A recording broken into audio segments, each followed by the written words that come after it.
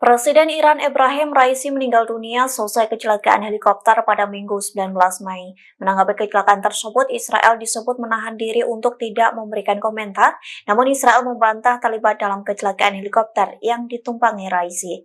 Dikutip dari Tribunnews.com, pemerintah Israel memantau dengan cermat laporan kecelakaan yang mengakibatkan para pejabat Iran meninggal dunia.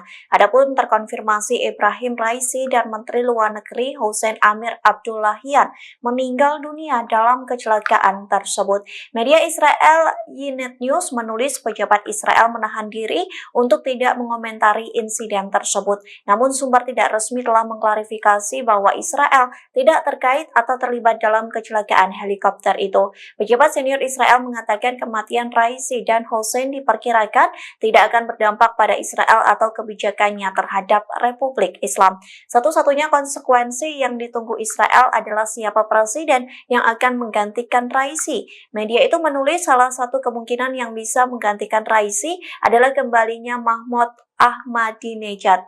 Adapun ia merupakan sosok yang menjabat sebagai presiden ke-6 Iran dari tahun 2005 hingga 2013. Sementara Mahmoud sendiri dianggap sebagai musuh pebuyutan. Download Tribun X sekarang, menghadirkan lokal menjadi Indonesia.